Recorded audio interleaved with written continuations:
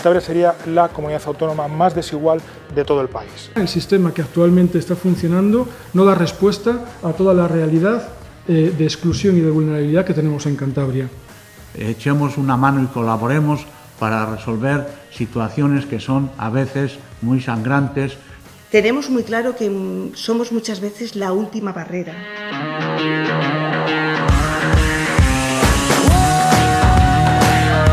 Cáritas Diocesana de Santander presentó el pasado 11 de junio en rueda de prensa el informe de actividad a causa del impacto por el COVID-19. Un acto al que acudieron el secretario general de Cáritas Santander, Francisco Sierra, la directora Sonsoles López, el delegado episcopal de Cáritas, José Olano, y Monseñor Manuel Sánchez, presidente de Cáritas Santander. El informe se presenta en la Semana de la Caridad y pone de relieve que Cáritas se ha enfrentado a un reto sin precedentes para dar asistencia en pleno estado de alarma al creciente número de personas necesitadas ante la crisis económica y social derivada del COVID-19. De esta forma, Cáritas ha podido llegar donde otras administraciones no lo hacen. Cáritas e instituciones como Cáritas han estado dando respuesta a una realidad, a la necesidad de cobertura de derechos que tiene que ser garantizado por la propia administración pública y que pone de manifiesto no que un partido político concreto o una ideología política concreta haya hecho bien, mal o regular las cosas, sino que un sistema, el sistema que actualmente está funcionando, no da respuesta a toda la realidad de exclusión y de vulnerabilidad que tenemos en Cantabria. Nuestra región ya vivía en una delicada situación de la que ya advirtió Cáritas en el informe FOESA de 2019. Una parte de la población, en torno al 11% de la población, serían como unas 68.000 personas en la comunidad autónoma que están en ese espacio de la exclusión. Y específicamente una característica fundamental de lo que está sucediendo en Cantabria. Cantabria, a pesar de tener unos niveles de desigualdad de renta muy inferiores al conjunto de la media nacional, sin embargo, cuando en esa desigualdad contemplamos cómo es la precariedad en el empleo, cómo es el acceso a la vivienda, qué familia rodea para poder ayudarte, qué elementos de salud están provocando que el envejecimiento esté de una manera tratada de una manera más grave o menos grave, afrontado de una manera más grave o menos grave, cómo son los niveles educativos de la gente que está en ese espacio de la exclusión. Si juntamos todos esos elementos, descubrimos que en la exclusión social más extrema en Cantabria, Cantabria sería la comunidad autónoma más desigual de todo el país. Es decir, eso significa tres cosas. Por un lado, que esas personas que están en la exclusión más extrema, que podrían ser aproximadamente unas 9.000 en la comunidad autónoma de Cantabria, están tremendamente lejos del resto de la sociedad.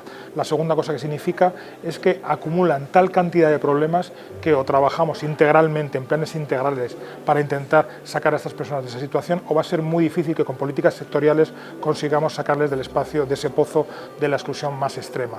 Y por último, también lo que significa esa enorme desigualdad es que muchas veces convierte a este grupo en un grupo invisible para el conjunto de la sociedad y en el que apenas nos fijamos y que pensamos que no existe. En 2020, en tan solo 2 meses, entre el 16 de marzo y el 16 de mayo, la organización ha atendido a más de 9.300 personas en la región, lo que equivale a 3.125 familias, con una inversión de más de 185.000 euros para cubrir sus necesidades básicas de alimentación, alquiler, suministros o farmacia. Es el Ayuntamiento de Santander donde, pues por número de habitantes también es lógico, quien tiene más situaciones o mayor porcentaje de personas en situación de vulnerabilidad o exclusión y donde se han destinado más de 120.000 euros, que corresponde a 2/3 partes del total de la inversión realizada. Estas intervenciones suponen un aumento del 48% respecto al mismo periodo de 2019, con casi el doble de inversión económica, un 92% más. Ha sido especialmente notable la demanda de ayuda para conseguir alimentos, que ha supuesto 2 de cada 3 intervenciones de necesidades básicas. Ha sido una época complicada, difícil, pero una época a la que nos hemos visto obligados a responder y a adaptarnos, gracias a socios y donantes, gracias al personal técnico y voluntario que también ha tenido esa capacidad de adaptación, y gracias a ellos hemos podido dar más de 5.700 intervenciones, especialmente, como podéis entender, en alimentación, dada la situación que ha supuesto 2 de cada 3 intervenciones realizadas. A la bolsa de personas con una situación de pobreza cronificada se suman 3 perfiles de solicitante de ayuda. La pandemia sigue afectando lógicamente a las capas de exclusión cronificadas, personas a las que seguimos atendiendo y que jamás dejaremos atrás, por más que resulten invisibles para el resto. Luego también nos ha devuelto a viejos conocidos, personas y familias que habían superado la anterior crisis, pero con muchísimo esfuerzo. Formaron su pequeño proyecto de vida, pero que esta nueva crisis les ha hecho tener que volver a Cáritas. Además, la pandemia ha caído sobre miles de personas trabajadoras que mayoritariamente proceden del sector hostelero y del doméstico. Personas, muchas nuevas en Cáritas. Muchas suman su angustia, la vergüenza de tener que pedir ayuda porque se han quedado sin trabajo. Miles de personas que vivían al día sin capacidad de ahorro, porque tenían un trabajo precario. Por último, hemos constatado también un notable aumento de personas en situación irregular en nuestro país, que también ha visto agravada su situación y sobre todo rotas sus esperanzas.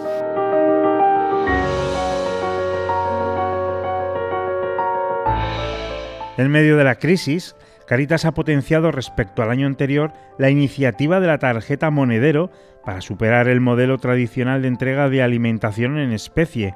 Con la tarjeta Monedero, el usuario compra según sus necesidades y preserva mejor la dignidad de las personas y favorece la autonomía. La entrega de alimento en especie no es la única ni la mejor manera de atender esta necesidad básica.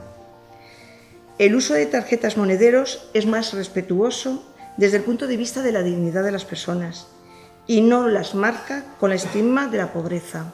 Queremos generar o aumentar o al menos proteger la dignidad de las personas, también su intimidad y favorecer su autonomía.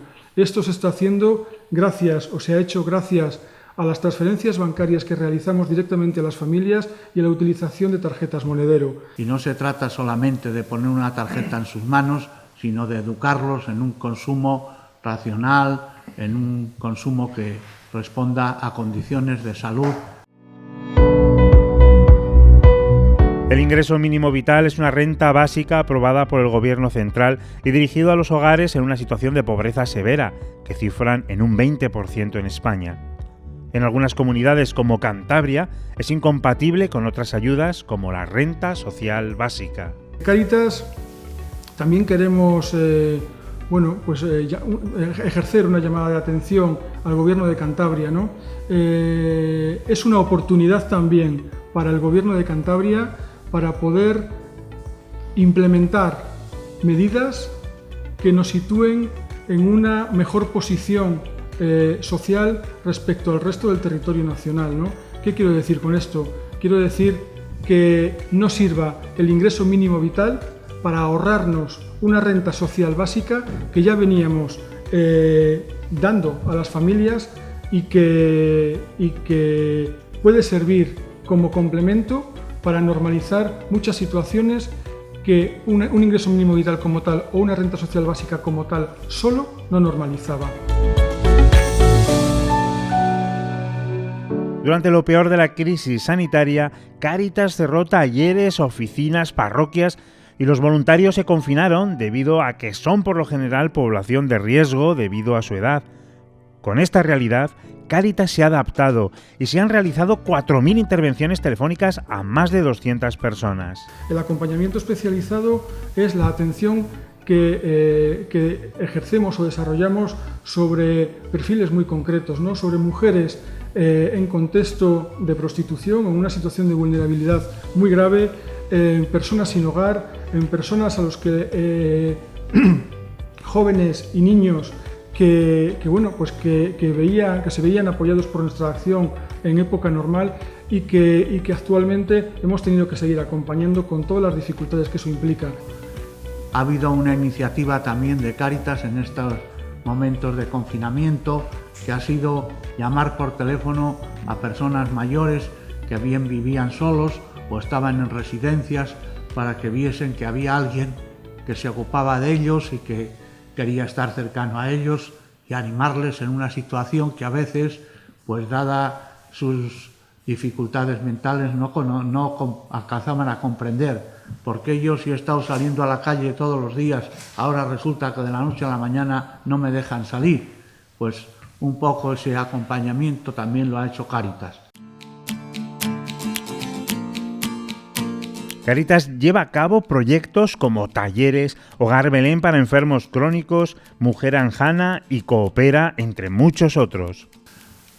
Tiene el taller Coopera para la recuperación y la venta de ropa usada, que se trata muy delicadamente y se desinfecta y luego se vende a un precio muy acomodado a las posibilidades de la gente que tiene dificultades, pero pueden escoger su propia ropa y comprarla como las compra cualquiera, solo que a unos precios más acomodados a sus posibilidades.